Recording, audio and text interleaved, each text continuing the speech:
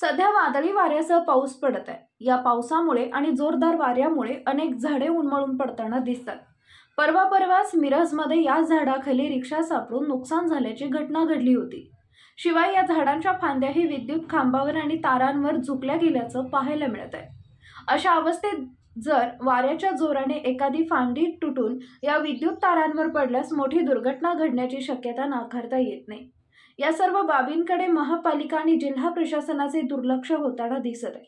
कारण पावसाळा उंबरठ्यावर येऊन ठेपला असतानाही महापालिका क्षेत्रातील या धोकादायक झाडांकडे दुर्लक्ष करता कामा नये, कारण यामुळे जीवित अथवा वित्तहानी होऊ शकते। शहरांमध्ये अनेक खासगी मालकीच्या झाडांच्या फांद्या विद्युत वाहक तारापर्यंत वाढलेल्या दिसून येत आहेत। अवकाळी व वादळी वाऱ्यांमुळे या फांद्यांचा विद्युत वाहक तारांना स्पर्श होऊन मोठमोठे स्पार्क पडून आग लागण्याच्या घटना घडल्या। दरम्यान सांगलीतील विश्रामबाग गणपती मंदिर, Chandni Chowk road, Pushparaj Chowk, civil hospital road, college corner आदींसह इतर ठिकाणी ही झाडे धोकादायक बनली आहेत। ती ताबडतोब तोडावीत अशी मागणी आज लोकहित मंचच्या वतीने अध्यक्ष मनोज भिसे यांनी निवेदनाद्वारे जिल्हाधिकाऱ्यांसह आयुक्तांकडे केली आहे।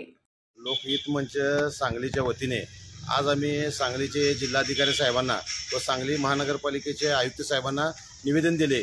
विषय असा आहे की सध्या वादळी पावसाचे दिवस आहेत आणि सांगली मिरज कुपवाड महानगरपालिका क्षेत्रात जी मोठमोठी झाडं आहेत त्याचं नुकसान की वित्तहानी होऊ शकते, जीवितहानी होऊ शकते। घरांच्यावर, थांबलेल्या गाड्यांच्यावर व मोठमोठे विजेचे खांब आहेत त्या तारांच्यावर पडू शकतं।